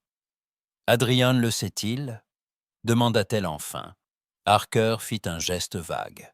« Il sait plus de choses qu'il n'en dit. Mais je ne crois pas qu'il ait jamais voulu m'entendre, ni voir la lettre. Il avait reçu trop d'années de silence pour espérer autre chose. » Cette réponse lui serra le cœur davantage qu'elle ne l'aurait voulu. Helena passa le pouce sur le bord du papier. Le nom de Wentworth semblait presque brûler sous ses doigts. « Vous me donnez là une histoire dangereuse, monsieur Harker. » Le vieil homme la regarda avec une sorte de lassitude honnête. « Madame, c'en est une depuis 20 ans. Je me contente de vous dire qu'on l'a racontée de travers. » Un bruit de pas se fit entendre dans le couloir, puis celui, plus net, d'une canne qu'on ne portait que rarement chez eux. Mrs. Wren se redressa. Helena referma doucement la lettre. Adrian entra dans la bibliothèque, encore humide de pluie, les cheveux un peu plus sombres sur le front. Il s'arrêta à la vue du groupe, observa d'un regard rapide le visage fermé de Mrs. Wren, l'air grave de Harker, puis la lettre dans la main d'Helena. « Que se passe-t-il » demanda-t-il. Helena comprit qu'elle pouvait mentir, taire, différer. Mais le choix venait de changer. Le silence n'était plus une protection. Il était désormais une forme de complicité. Elle leva la lettre entre eux. « Je crois, monsieur Gray, que quelqu'un a menti au duc d'Ashbourne il y a longtemps. Et je croyais aussi que vous l'avez laissé vous haïr pour le compte d'un autre homme. » La route n'était plus qu'une bande de boue entre deux haies noyées de pluie. Depuis le matin, le ciel s'était fermé comme un couvercle de plomb, et les roues de la voiture soulevaient à chaque tour une gerbe d'eau sale qui battait contre les portières. Helena avait relevé ses jupes au-dessus de ses chevilles, puis les avait reposées avec lassitude. Il n'y avait plus aucun moyen de rester sèche. Adrian, en face d'elle, tenait la vitre entr'ouverte malgré le vent pour voir le chemin. Son profil, gris dans la lumière trouble, gardait une immobilité si grave qu'elle en devenait presque dure. Depuis la bibliothèque, où elle lui avait montré la lettre de Lord Julien, il disait peu. Il avait seulement ordonné qu'on prépare la voiture et demandé à Helena si elle voulait l'accompagner jusqu'au vieux presbytère de Marbury, où le recteur conservait encore les registres du défunt Lord Ashbourne. Elle avait accepté sans hésiter. À présent, elle se demandait si son empressement n'avait pas été imprudent. « Vous êtes certain que ce sera utile ?» demanda-t-elle pour couvrir le bruit de la pluie. Adrian tourna vers elle un regard sobre. « Non, mais je suis certain que nous ne trouverons rien en restant immobiles. » Helena serra ses mains dans son manchon. « Vous dites cela comme si vous étiez habitué à décevoir les certitudes. » Un coin de sa bouche remua. Je m'y suis accommodé. Le silence retomba. Au détour d'un virage, la voiture cahota si violemment qu'Helena dut se retenir au dossier. Le cocher cria quelque chose dehors. Les chevaux ralentirent, puis la voiture pencha dangereusement d'un côté et s'immobilisa dans une éclaboussure profonde. Adrien ouvrit la portière avant même que le cocher n'eût le temps de descendre. La pluie entra en rafale. « Le train a cédé, monsieur Gray », cria le cocher. « Nous n'irons pas plus loin sans réparation. » Adrien descendit dans la boue sans hésiter. Helena le suivit, le cœur serré devant le chemin détrempé, les hayers secoués par le vent, et à une portée de fusil, une enseigne branlante qu'elle n'avait pas remarquée. L'auberge du Cerf Noir. Le nom lui parut presque comique, s'il n'avait pas déjà été trop mouillé pour rire. Le cocher proposa d'essayer de réparer sur place. Adrian regarda le ciel, puis la roue, puis Helena. « Nous serons ici au moins 2 heures, peut-être davantage. » Et le presbytère, inatteignable dans cet état. Il lui tendit le bras pour traverser la cour inondée. Helena le prit, et ils gagnèrent l'auberge à pas pressés. À l'intérieur, le feu brûlait avec une chaleur rude. Les panneaux de bois sentaient la fumée et la bière, et une serveuse rougeaude vint aussitôt les accueillir. Elle les conduisit dans une pièce basse où une table grossière, 2 chaises et un canapé usé composaient tout le mobilier. « Je ferai monter du thé, » dit-elle, en jetant un coup d'œil à la robe mouillée d'Helena. « Et une soupe si vous le souhaitez. » Adrian remercia d'un signe de tête. Quand la porte se referma, le bruit de la pluie sembla plus lointain, comme si le monde leur accordait enfin une pause.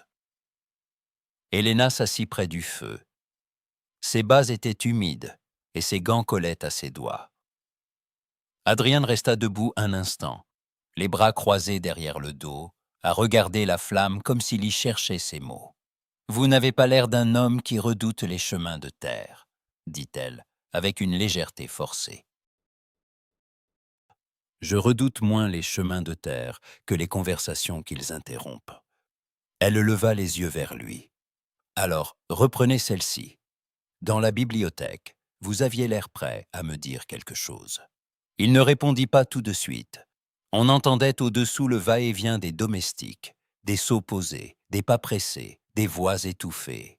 Puis il alla jusqu'à la fenêtre, laissa retomber le rideau et dit sans se retourner. « Quand Lord Julian est mort, il n'y avait que nous 3 sur la route, lui, moi et Sir Philip Wentworth. » Helena se redressa. Adrian continua d'une voix basse et régulière. Julian voulait suivre Wentworth jusqu'au gué. Le cheval était nerveux. J'ai dit qu'il fallait rentrer. Julian a ri. Il m'a trouvé trop prudent, comme toujours. Il s'interrompit, les doigts serrés sur le rebord de la fenêtre. Et quand il était tombé, Wentworth a dit qu'il allait chercher de l'aide. Je suis resté avec Julian. Il me demandait de ne pas laisser son frère croire qu'il s'était tué par vanité. Helena sentit le froid lui remonter le long des bras, malgré la chaleur du feu. Et le duc? Le duc est arrivé trop tard. Il a trouvé son frère mort et un homme en boue qui n'avait pas les manières d'expliquer la vérité en sa faveur. Wentworth, lui, a parlé avant moi. Très vite, très bien. Il a dit que j'avais encouragé Julian, que j'avais quitté le chemin, que j'étais revenu trop tard. Helena se leva lentement. « Et vous n'avez rien dit. » Adrian ferma les yeux un instant. Julian avait écrit cette lettre. Il savait que je n'avais pas voulu le laisser partir. Mais lorsqu'un garçon de bonne naissance meurt, le premier homme qu'on écoute est celui qui a les bottes les plus propres. Wentworth en avait les moyens, les relations, et la sœur de Julian devait se marier à sa famille l'hiver suivant. Vous avez laissé le duc vous croire coupable pour lui éviter un scandale. Adrian se retourna enfin vers elle. Son visage n'était pas dur, c'était pire. Il avait l'air d'un homme qui accepte trop bien d'avoir été blessé. Oui, le mot tomba sans détour. Helena fit un pas vers lui. Pourquoi? Sa voix s'était adoucie malgré elle. Il la regarda comme si la question lui coûtait plus que tout le reste. Parce que si j'avais parlé, le nom d'un mort aurait été traîné dans la boue. La sœur de Julian aurait perdu son mariage, et Wentworth aurait eu le temps de faire de moi un menteur avant même que le duc puisse douter de lui. Et vous avez préféré devenir l'homme à haïr. Il eut un bref signe de tête. Quelqu'un devait l'être. Helena resta immobile. La pluie frappait aux vitres. Le feu remuait avec un bruit sec. Et dans cette petite pièce d'auberge, l'histoire qui pesait sur leur mariage venait de prendre un visage plus humain et plus cruel. Elle comprenait maintenant son silence, sa réserve, cette manière de porter les fautes comme si elles avaient été cousues à son nom. Ce n'était pas de la froideur. C'était l'habitude de se taire quand parler devait coûter trop cher. La porte s'ouvrit juste assez pour laisser entrer la serveuse avec un plateau. Elle posa le thé, la soupe, puis repartit aussitôt. Le monde continuait de tourner dehors. Ici, quelque chose avait changé. Helena tendit la main et toucha légèrement celle d'Adrien, encore posée sur la fenêtre. Il baissa les yeux vers ce geste comme s'il ne s'y attendait pas. « Vous n'auriez pas dû porter cela seul, » dit-elle. « Si. » Elle resserra ses doigts autour des siens. « Non, pas si cela vous a rendu malheureux pendant 20 ans. » Il ne retira pas sa main. Il tourna lentement la paume et ses doigts se refermèrent sur les siens, avec une prudence presque incrédule. Helena. Elle leva les yeux vers lui. Je commence à croire que je ne me suis pas trompé sur vous. Le silence qui suivit n'était pas vide. Il était chargé de confiance naissante, de tout ce qui venait d'être révélé, et de la peur encore présente que cette vérité les sépare, plus qu'elle ne les rapproche. Au dehors, le cocher frappa à la porte pour annoncer que la roue tenait de nouveau. Adrien ne lâcha pas tout de suite sa main. Quand enfin il la retira, ce fut avec une lenteur qui disait assez qu'il n'avait pas envie de revenir au monde plus qu'elle. Mais il se redressa, reprit son manteau, et son regard s'attarda une dernière fois sur elle, avec une franchise nouvelle, comme si la pluie, la route et l'auberge avaient arraché entre eux une première part de leur solitude. Le bal de Lady Bracknell commençait toujours avant que la musique ne fût prête, comme pour donner au monde l'impression qu'il arrivait trop tard. Les salons éclairés à la cire débordaient de rubans, de plumes, de gants clairs et de rires trop bien tenus. Helena, au bras d'Adrian, sentit dès l'entrée les têtes se tourner, avec cette curiosité polie qui n'en est jamais tout à fait une.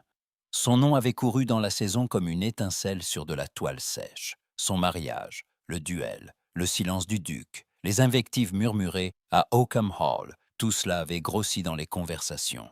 Les dames se penchaient derrière leurs éventails. Les hommes observaient Adrien avec une attention mêlée de défiance et d'amusement. Adrien, pourtant, ne semblait pas vouloir fuir.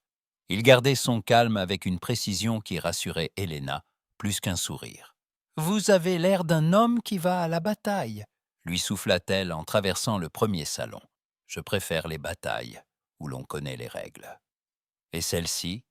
Il tourna vers elle un regard bref. Celle-ci dépend trop de ceux qui les inventent au dernier moment. Helena faillit sourire, mais la salle s'ouvrit déjà devant eux comme un théâtre. Le duc d'Ashbourne se tenait près des orchestres, en conversation avec Lady Bracknell.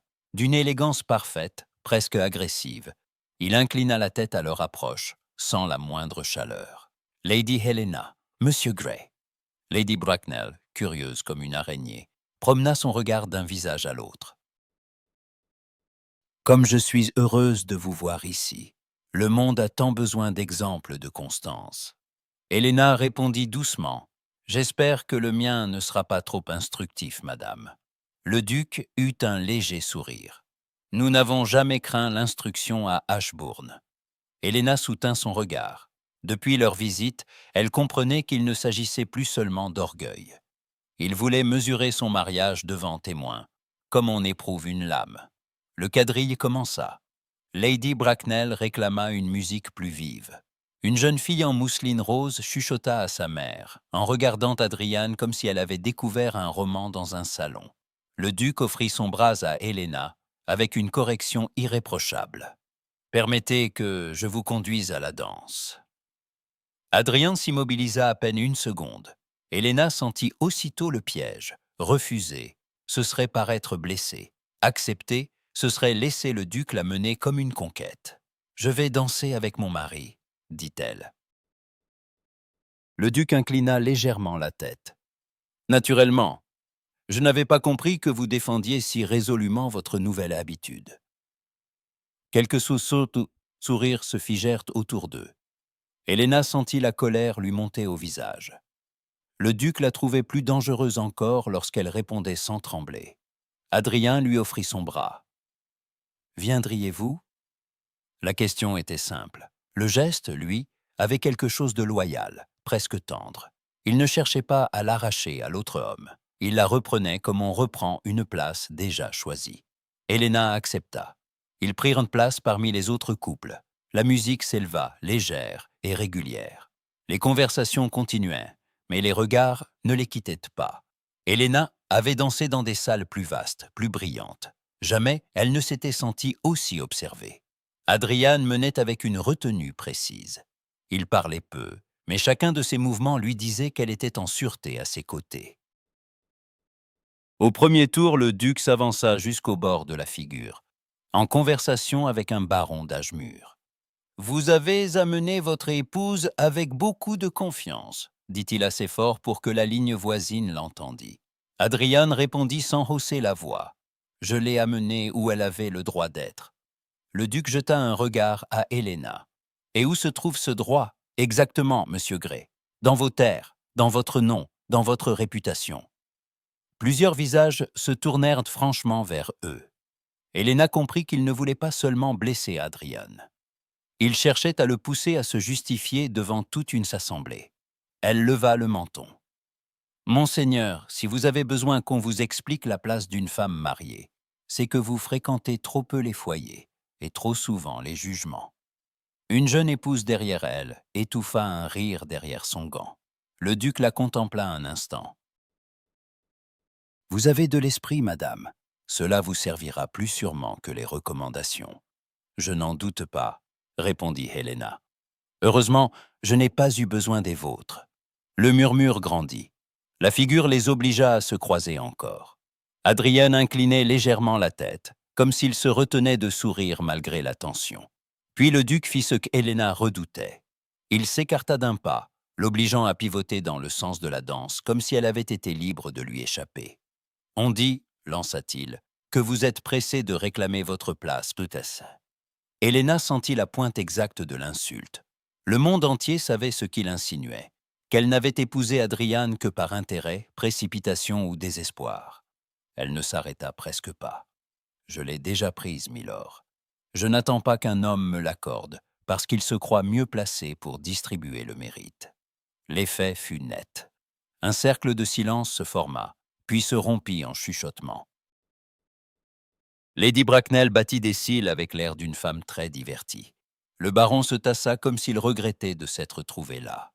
Le duc allait répondre lorsqu'Adrian s'arrêta lui aussi au centre de la figure.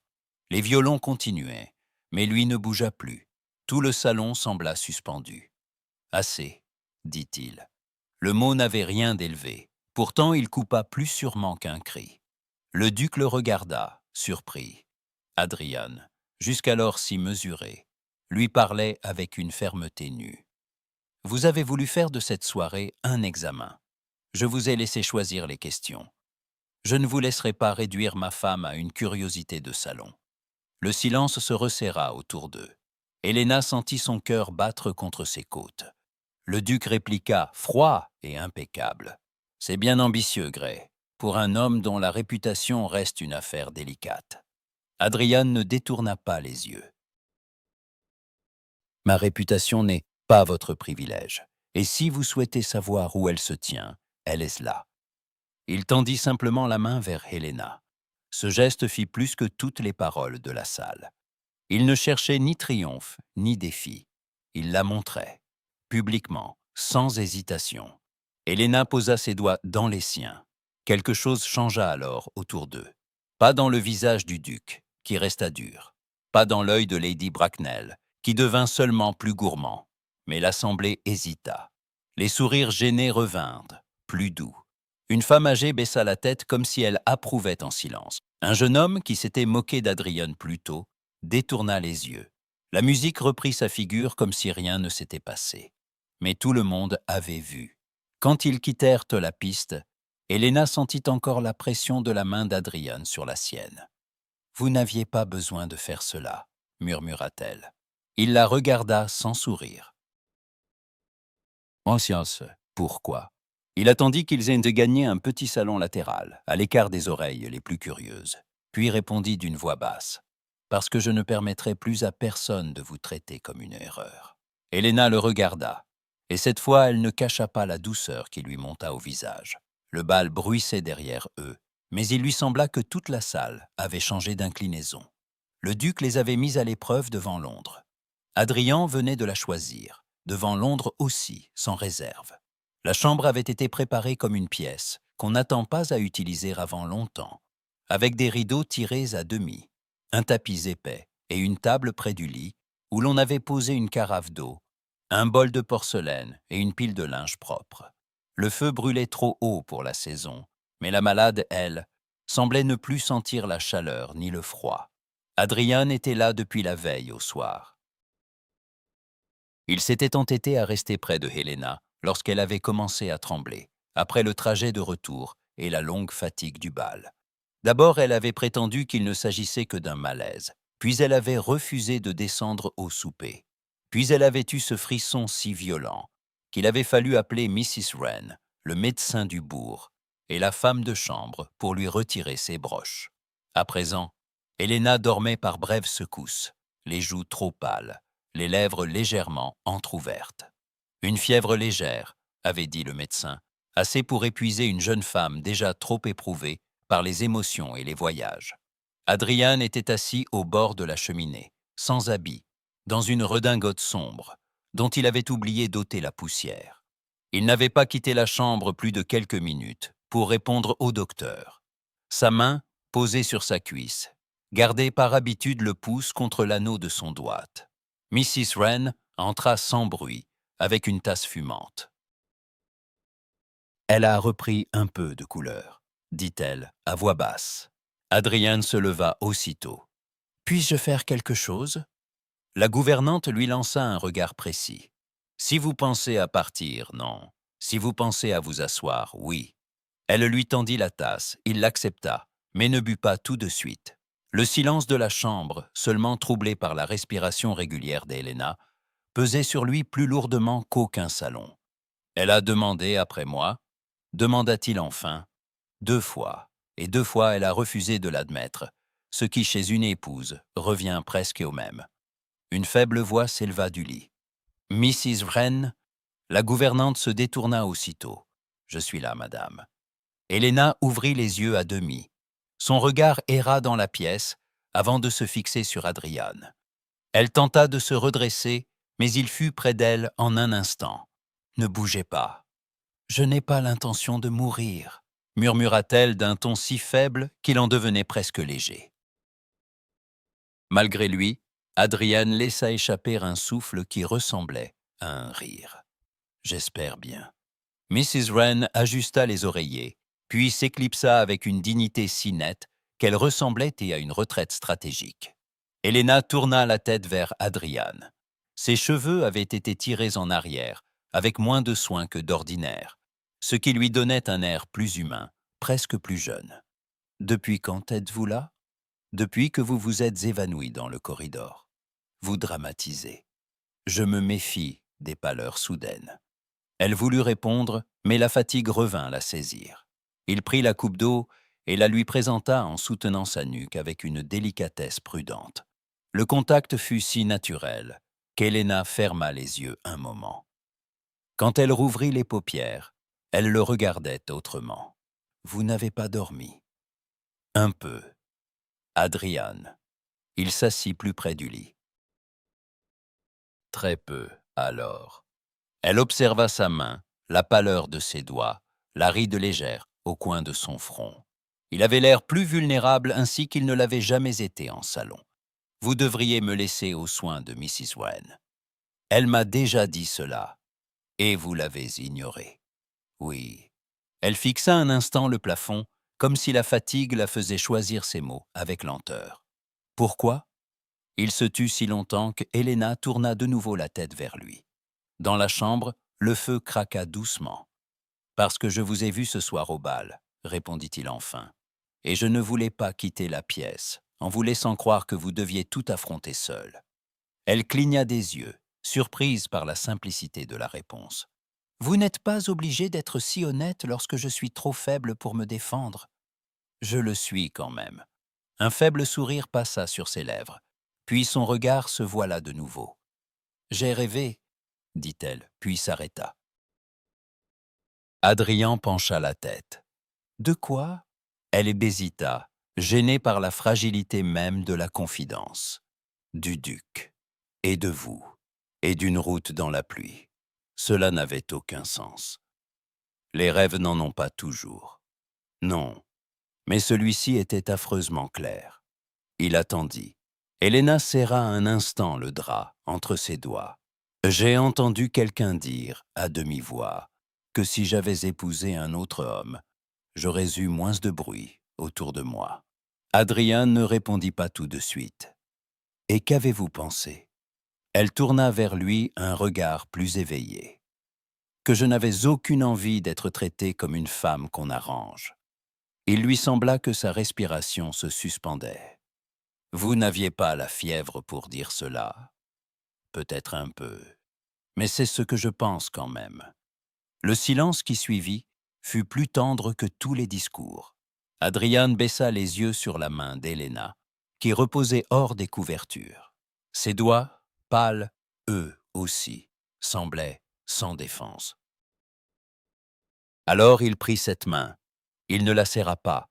Il la tint seulement, comme on garde quelque chose qu'on ne veut pas perdre. Helena regarda ce geste avec une attention presque grave, puis releva les yeux vers lui. « Adrian, » dit-elle très bas. « Oui ? Si tout ce vacarme autour de nous devait finir un jour, je préférerais que vous restiez. » Le mot avait été dit avec assez peu de force pour qu'il ne pût ressembler à une scène. Il n'en frappa que plus profondément.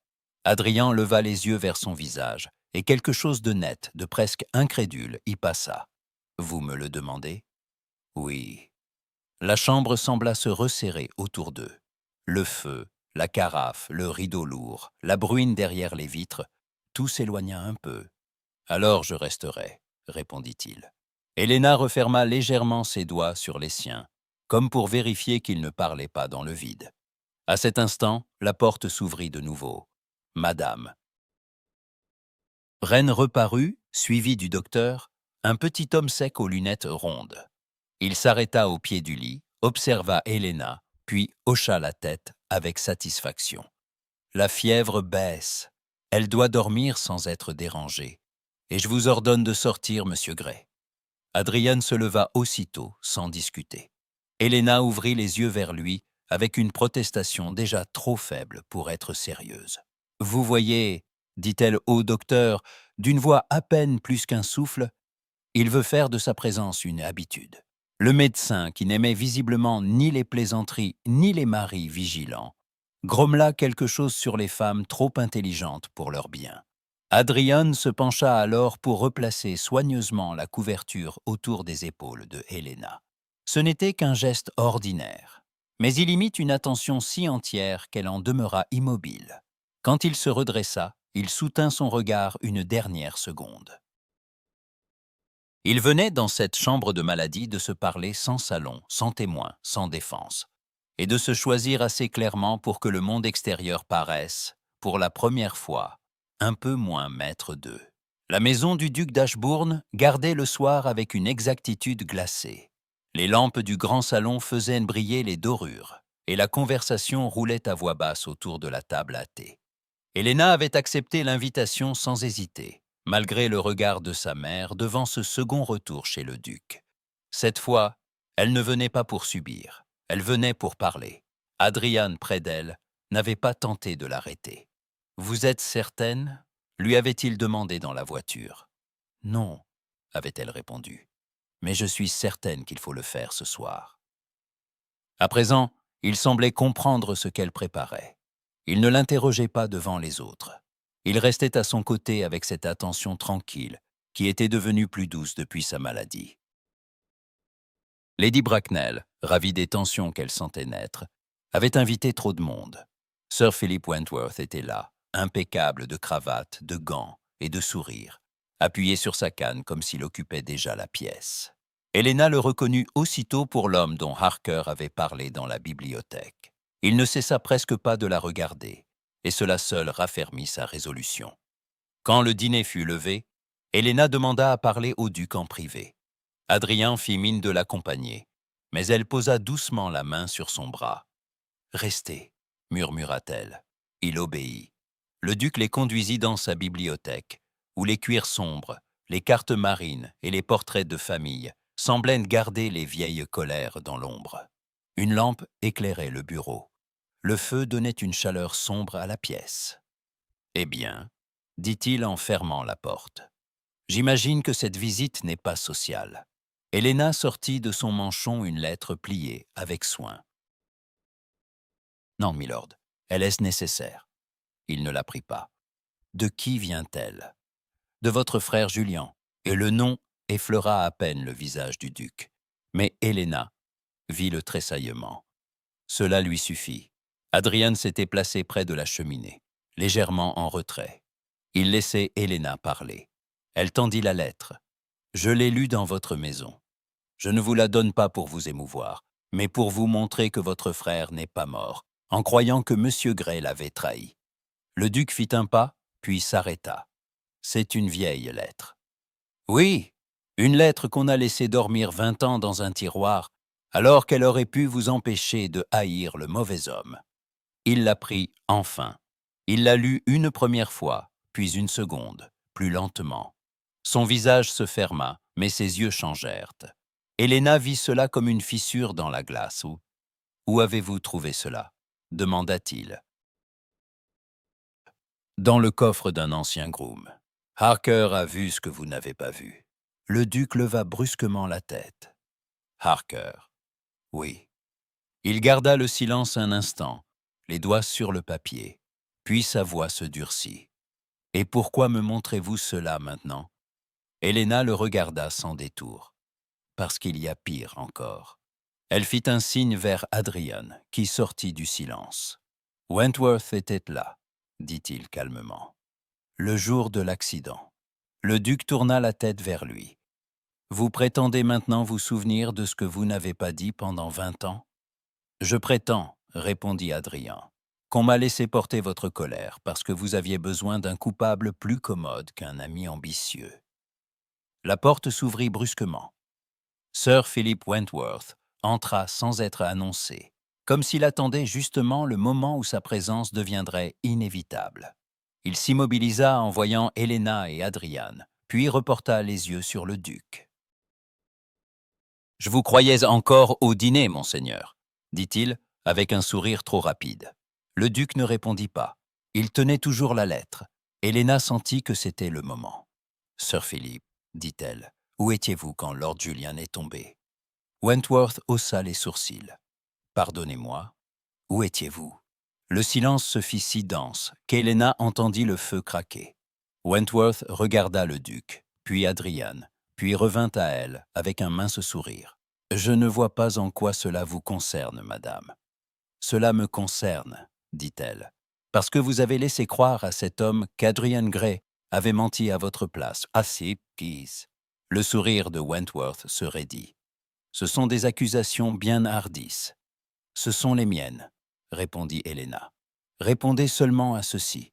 Si M. Gray avait fui, pourquoi votre version aurait-elle eu besoin d'être répétée pendant 20 ans pour tenir debout ?» Le duc bougea enfin. Il referma la lettre d'un geste sec. « Philippe, » dit-il très bas, « ce ton-là valait pire qu'un cri. » Wentworth pâlit. « Monseigneur, répondez-lui. » Wentworth inspira, puis haussa les épaules, avec une désinvolture mal assurée. « Il y a eu plusieurs versions de cette affaire. Je n'ai jamais cherché à... »« À quoi ?» coupa Adrien. Wentworth le regarda avec une froideur défensive. « À sacrifier votre nom. Non, monsieur Gray. Je vous ai trouvé fort disposé à le faire vous-même. » Adrien se tendit, mais il ne s'emporta pas. Il laissa Wentworth sans ce répit. Le duc avait pris une couleur de cire. « Vous m'avez dit, » murmura-t-il, « que vous aviez couru chercher le docteur. » Wentworth eut un rire bref. « J'ai couru d'abord vers le village, comme il fallait. Je ne pouvais pas savoir qu'on vous rapporterait autrement la scène. »« Vous saviez très bien, » dit Helena. « Vous aviez tout intérêt à ce qu'un autre homme soit blâmé. » Wentworth planta son regard dans le sien. « Et vous, madame, qui gagnez-vous à remuer 20 ans de silence ?» Helena sentit la pièce se tourner vers elle. Elle se redressa. « La vérité, » dit-elle. « Et si cela vous étonne, c'est que vous ne connaissez pas assez bien les femmes pour comprendre qu'elles peuvent la préférer à l'agrément. » Le duc ne bougeait plus. Il regardait la lettre comme s'il la voyait pour la première fois. « Julien l'avait écrit, » dit-il enfin, la voix brisée moins par la peine que par la fierté. « Il l'avait donc vraiment écrit. » Adrien baissa légèrement la tête. « Oui. » Le duc leva les yeux vers lui. Sa colère n'avait pas disparu, mais elle avait perdu sa certitude. « Pourquoi ne l'avoir pas apporté ?» demanda-t-il. « Parce que je savais que vous ne m'auriez pas cru, » répondit Adrien sans détour.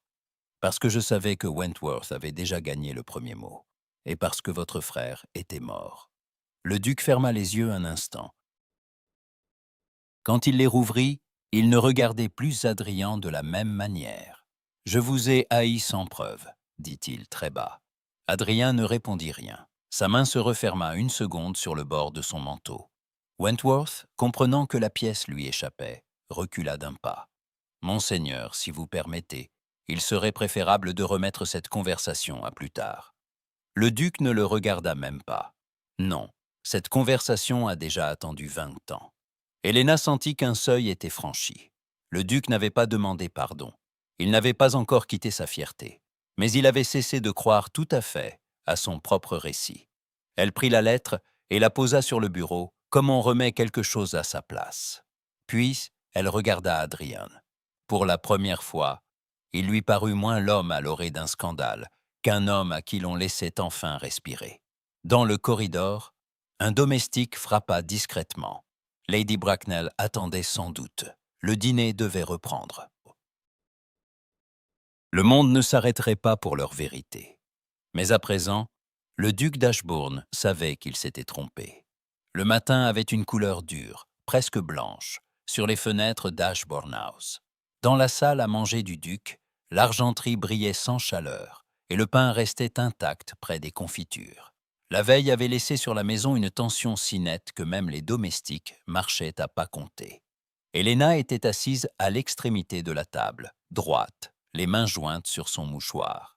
Adrien se tenait près d'une fenêtre, le regard tourné vers le parc noyé de brume. Le duc avait renvoyé les autres invités dans leurs appartements, avec une correction qui tenait du congé. Seuls restaient eux trois et Sir Philip Wentworth, convoqués sur ordre exprès. Lorsqu'il entra, parfaitement vêtu malgré l'heure, il eut le temps d'offrir un sourire mesuré à la pièce, avant de comprendre qu'il ne lui servirait à rien. Le duc se tenait debout derrière sa chaise. « Asseyez-vous, Wentworth, » dit-il. Le ton était calme, mais le sourire du visiteur se brisa à moitié. « Monseigneur, si cette réunion concerne la scène d'hier, elle concerne ce que vous avez fait il y a 20 ans. Asseyez-vous. » Wentworth obéit. Ses mains, posées sur la table, étaient très nettes, très propres. Helena ne lui accordait déjà plus assez de considération pour être surprise de le voir mal à l'aise. Le duc prit la lettre de Julian et la posa devant lui. « J'ai passé une partie de la nuit à relire ceci, et l'autre à me demander pourquoi je vous ai laissé parler avant qu'Adrian Gray ne le fasse. » Wentworth releva légèrement le menton. « Parce que j'avais été présent au mauvais moment, monseigneur, et que vous m'avez cru par loyauté. »« Non, » dit le duc. « Je vous ai cru parce que votre mensonge m'arrangeait. » Le silence tomba si vite qu'on entendit au dehors une porte claquer dans le corridor. Adrien ne bougea pas. Helena le regarda une seconde, puis revint au duc. Il avait le visage plus pâle qu'à l'ordinaire, et cette pâleur n'était pas seulement celle du manque de sommeil. « Parlez clairement, » dit Helena. « Plus personne ici ne gagnera à des demi-vérités. » Le duc soutint son regard. « Très bien. Lorsque mon frère Julien est tombé, Adrian Gray est resté avec lui. Ce que je prenais pour une fuite était de la fidélité. Monsieur Wentworth m'a dit autre chose. Il a dit qu'Adrien avait abandonné Julian pour sauver sa peau. Il m'a laissé le croire parce qu'il savait que j'étais trop jeune pour supporter d'avoir vu mon frère mourir sans que quelqu'un soit puni. » Wentworth répliqua avec une froideur contrôlée. « J'ai dit ce que j'ai cru comprendre. » Helena se tourna vers lui. « Vous avez donc cru comprendre que la lettre de Julian était un amusement. » Il jeta un coup d'œil rapide au duc. Les circonstances étaient confuses. « Non, » dit Adrien enfin. Sa voix était calme, mais assez nette pour redire ce qu'elle atteignait. Les circonstances n'étaient pas confuses. Vous êtes parti après avoir promis d'appeler un médecin, et vous êtes revenu avec une version qui me rendait coupable. C'est différent. Wentworth inclina la tête avec un sourire qui voulait encore être supérieur. Monsieur Gray se donne volontiers le beau rôle. Cette fois, le duc frappa la table du plat de la main. Assez. Le mot fit taire même le feu qui craquait dans la cheminée. Il se tourna vers Wentworth, et quand il parla, sa voix n'avait plus rien d'agréable. Vous m'avez laissé haïr un homme honorable parce qu'il était plus commode que d'avouer votre lâcheté. Wentworth se redressa, le visage soudain dur. « Je n'ai jamais prétendu être le frère de Julian. Non, dit le duc. Vous avez seulement prétendu être son ami. » Helena sentit une douleur étrange lui serrer la poitrine. Le duc, pour la première fois, ne se cachait plus derrière l'ironie, ni derrière la distance. Il choisissait de voir. C'était moins éclatant qu'une colère, mais plus profond. Wentworth se leva à moitié. « Si monseigneur me soupçonne maintenant d'indélicatesse, je ne resterai pas pour être insulté par une jeune femme et un mari que vous avez tous deux encouragés à vous dresser contre moi. » Helena n'eut pas besoin de réfléchir. « Vous n'êtes pas invité à nous faire le procès de votre confort, sœur Philippe. » Le duc la regarda, puis inclina lentement la tête. « Madame a raison. » Wentworth fixa le duc avec incrédulité. « Monseigneur ?» Le duc s'appuya des deux mains sur le dossier de sa chaise. « Vous quitterez cette maison aujourd'hui. Vous n'entrerez plus à Ashbourne House sans y être expressément appelé. Et je ferai savoir à qui cela concerne que vos conseils ne seront plus sollicités ici. » Le visage de Wentworth perdit toute couleur. « Vous ne pouvez pas me bannir pour un malentendu vieux de 20 ans. »« Je le peux, » dit le duc. « Et j'aurais dû le faire quand la lettre de mon frère est arrivée. » Cette réponse le frappa plus durement encore que la sanction. Il jeta un dernier regard au duc, puis à Helena, comme s'il cherchait encore un appui dans le mépris. Il n'en trouva aucun. « Très bien, » dit-il enfin. Il prit son chapeau et sortit. Le bruit de la porte eut quelque chose d'irréversible.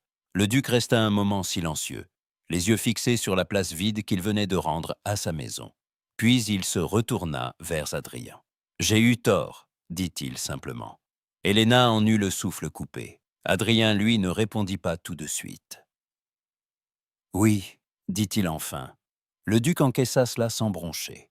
« Je n'ai pas seulement eu tort de vous accuser. J'ai eu tort de croire qu'on pouvait préserver le nom de ma famille en sacrifiant la vérité. » Il posa la main sur la lettre de Julian. Mon frère m'écrivait qu'il s'était conduit en sotte. Je l'ai cru trop faible pour l'avoir admise avec grandeur. Je me suis trompé sur lui, et plus encore, sur vous. » Helena vit Adrien baisser légèrement les yeux. Ce n'était pas de la victoire, c'était plus intime, la fin d'une longue humiliation sans témoin. Le duc se tourna vers elle. « Lady Helena, je vous ai traité avec une dureté indigne. Je vous ai prise pour une menace parce que vous n'avez pas cédé. C'était une faute. » Il marqua une pause, et pour la première fois, son regard ne ressemblait plus à une lame. « Je ne puis réparer en une heure ce que j'ai brisé en des années, mais je puis cesser de mentir. » Helena sentit presque sa mère lui manquer, comme si c'eût été sa présence, et non celle du duc, qui aurait dû entendre ces mots. Pourtant, elle ne recula pas. « Alors commencez par cela, monseigneur, » dit-elle, « et cessez d'exiger qu'on vous vous remercie de ne plus être injuste. » Un coin de sa bouche frémit, peut-être l'ombre d'un sourire, peut-être seulement la fatigue. Adrien se détourna vers la fenêtre. Sa main posée sur le rebord tremblait à peine. Le duc le suivit du regard. « Gray, » dit-il plus bas, « je vous ai arraché 20 ans de paix. » Adrien se retourna. « Vous ne me devez pas la paix, monseigneur. Vous me devez seulement de ne plus me faire passer pour un lâche. » Le duc acquiesça. « Ce sera fait. » Le silence qui suivit n'avait plus la même lourdeur qu'au début du repas. Il restait grave, mais quelque chose d'ancien avait bougé sous la maison. Le duc fit un bref geste vers le valet qui attendait à la porte, les yeux baissés. « Qu'on prépare la voiture de M. Wentworth et qu'on prévienne le secrétaire. Toute correspondance concernant les affaires de ce gentleman cesse immédiatement. » Le domestique s'inclina et disparut. Helena échangea un regard avec Adrien. Il n'y avait pas encore de triomphe entre eux, seulement cette certitude nette qu'après le matin, rien ne serait plus tout à fait comme avant. Le duc avait choisi la vérité. Pas encore la douceur, pas encore l'aveu complet. Mais la vérité, enfin, et cela suffisait à déplacer tout le reste. La salle à manger d'Ashbourne House avait le même plafond peint, les mêmes candélabres et la même longue table de bois sombre que la première fois où Helena y avait mis le pied. Mais ce soir-là, tout semblait différent. Les chandelles n'avaient plus l'air de tenir un tribunal. Les fleurs, choisies avec plus de simplicité, laissaient passer leur parfum sans orgueil. Et la place vide que le duc avait conservée à sa droite n'avait plus rien d'une provocation. Elle ressemblait à un aveu. Helena s'arrêta un instant sur le seuil. Lady Arabella, à son bras, lui pressa doucement les doigts. « Votre duc a manifestement passé l'après-midi à se souvenir qu'il possède des chaises, » murmura-t-elle. Helena eut un sourire tremblant, puis regarda Adrian. Il était déjà là, près de la cheminée, en habit sombre, les épaules droites, mais moins tendues qu'auparavant. Depuis le matin, depuis la décision du duc de renvoyer Wentworth et de reconnaître son erreur, une sorte de fatigue solennelle pesait encore sur la maison. Elle avait eu le temps de penser, en se changeant, que le vrai changement ne se voyait pas toujours dans les mots prononcés, mais dans l'air que l'on respirait après. Le duc d'Ashbourne se tenait au bout de la table, non plus comme un maître qui attend qu'on le serve, mais comme un homme qui a compris qu'il doit d'abord s'expliquer. Il s'avança aussitôt, lorsque Helena entra. « Lady Helena, dit-il, et il y avait dans son ton quelque chose de plus humble que de coutume. « Madame, je vous remercie d'être venue. » Il inclina aussi la tête vers Lady Arabella.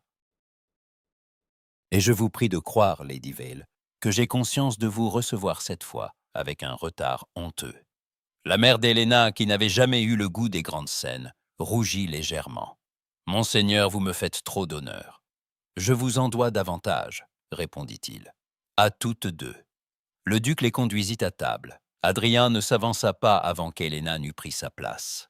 Ce détail, minuscule et pourtant visible, fit monter une chaleur douce dans sa poitrine. Il y avait encore des yeux pour observer, des habitudes pour juger, mais plus rien dans la pièce ne semblait vouloir leur imposer une place autre que celle qu'ils avaient choisie. On servit la soupe. Le silence ne fut pas lourd cette fois, seulement attentif. Le duc posa bientôt sa cuillère, avec soin. « J'ai envoyé ce matin un courrier à plusieurs personnes du comté, dit-il. Je n'y ai pas décrit les affaires de famille, plus que nécessaire. Mais j'y ai dit clairement que M. Gray n'avait jamais trahi Lord Julian, et que j'avais eu tort de laisser cette impression survivre. » Lady Arabella leva les yeux, surprise malgré sa retenue. Helena, elle, sentit les doigts d'Adrian effleurer les siens sous la table. Il ne la regardait pas encore. Il écoutait. Le duc poursuivit. « J'ai aussi écrit à Lady Bracknell et au recteur de Marbury. Ceux qui ont cru devoir parler par ignorance pourront, s'ils le souhaitent, se taire par honnêteté désormais. » Helena savait la valeur d'une telle phrase. Dans les salons, dans les églises, dans les petites voitures tirées au pas sur les routes de campagne. La version du duc pèserait plus que toutes les rumeurs réunies. Ce n'était pas un triomphe éclatant, c'était plus utile. C'était la vérité, mise en circulation. Le duc se tourna alors vers Adrien. « Gray, je ne vous demande pas de m'excuser. Je vous demande seulement de permettre à mon nom de cesser d'être un obstacle pour le vôtre. » Adrien le regarda longtemps, puis il répondit d'une voix calme. « Je n'ai jamais désiré votre nom, monseigneur. Je voulais seulement que vous cessiez d'utiliser le mien pour une faute qui n'était pas la mienne. » Le duc acquiesça. « C'est entendu. » Le plat principal arriva. Un rôti de faisan, des légumes nouveaux et des petits pains encore chauds. Les domestiques, silencieux, semblaient eux aussi respirer plus librement. Helena surprit même la servante près de la porte à jeter un coup d'œil discret, comme si elle comprenait qu'un épisode trop longtemps attendu trouvait enfin sa conclusion. Au milieu du repas, le duc fit un geste qui surprit tout le monde. Il demanda que l'on serve Lady Arabella avant lui-même, comme on l'aurait fait pour l'invité d'honneur. Il se tourna ensuite vers Helena. « J'ai été injuste avec vous, Lady Helena, plus d'une fois. J'ai cru vous protéger d'un mariage malheureux, alors que vous aviez déjà choisi en pleine connaissance de cause. Je vous ai parlé comme à une enfant, et cela ne me sera pas pardonné si facilement. » Helena sentit sa mère se raidir légèrement, prête à intervenir, mais elle leva la main en signe d'apaisement. Elle ne voulait pas qu'on parle pour elle cette fois. Monseigneur, dit-elle, je ne vous demande pas d'aimer mes choix. Je vous demande seulement de ne plus croire qu'une femme doit les regretter pour être respectable. Une légère expression passa sur le visage du duc, presque un sourire, mais retenu au bord de l'orgueil. Voilà une leçon que je ne donnerai plus à personne. Lady Arabella baissa les yeux vers son assiette, émue au point de ne pas vouloir qu'on la voie. Helena comprit alors que sa mère, plus que quiconque, avait redouté le prix social de tout cela. Voir le duc reconnaître sa faute la soulageait autant qu'un coffre plein de pièces. Le dessert fut apporté sans cérémonial inutile. Des poires au vin, une crème légère, quelques biscuits. Puis le duc se leva. Toute la table se tut. Il posa la main sur le dossier de sa chaise et regarda successivement Helena, Adrian et Lady Arabella. « J'ai une dernière chose à dire, » annonça-t-il. « À partir de ce soir, Monsieur et Madame Grey seront reçus à Ashbourne House non comme des visiteurs tolérés, mais comme des membres de ma maison. Ils seront invités à Ashbourne Park, à la chasse d'automne et à toute réception où il me plaira de voir la vérité préférer la rumeur. » Helena sentit son souffle se suspendre. Le duc se tourna vers Adrien. « Et je souhaite que vous en soyez le premier témoin, Grey. » Adrien se leva à son tour. Il n'y avait plus d'ombre de défi dans sa posture, seulement une gravité digne. « Je le serai, monseigneur. » Le duc hocha la tête, puis, chose inattendue, il tendit sa coupe vers eux. À la vérité, alors. Et à ceux qui l'ont porté sans bruit trop longtemps. Lady Arabella leva la sienne avec un empressement tremblant. Helena fit de même. Adrien prit enfin sa coupe, puis, au lieu de regarder le duc, tourna les yeux vers Helena. Dans ce regard-là, il y avait tout ce que les mots n'avaient pas encore épuisé. La reconnaissance, la patience, la fierté retenue, et plus que tout cette certitude silencieuse qu'il ne la confondrait jamais avec une indulgence accordée. Quand ils burent, Helena sentit qu'une page se tournait pour de bon. Après le repas, tandis que les domestiques retiraient les assiettes et que le duc s'éloignait un instant vers la fenêtre, Adrien l'attira doucement vers le grand corridor. Le bruit de la salle leur parvenait assourdi, comme s'ils avaient franchi un seuil invisible. « Vous voilà enfin admise, » dit-elle à mi-voix. Il la regarda avec une tendresse qu'il ne cachait plus. « Je l'étais déjà à vos yeux. C'était le reste du monde qui tardait. » Elle baissa légèrement le menton, émue par la simplicité de sa réponse. Et maintenant, Adrien leva sa main et la porta à ses lèvres, avec une lenteur si respectueuse qu'elle sentit la chaleur lui monter au visage malgré elle. « Maintenant, nous vivrons sans demander pardon d'exister. » Elle resta un instant immobile, puis glissa ses doigts dans les siens, non pour s'y accrocher, mais parce qu'elle le voulait. Derrière eux, dans la salle à manger, le duc d'Ashbourne parlait à Lady Arabella d'une voix assez basse pour ne pas troubler le moment. La maison ne leur résistait plus, elle les accueillait. Et lorsque Helena et Adrian revinrent vers la lumière des chandelles, les uns et les autres se tournèrent vers eux, non comme vers un scandale, mais comme vers un couple qu'on avait enfin décidé de nommer correctement.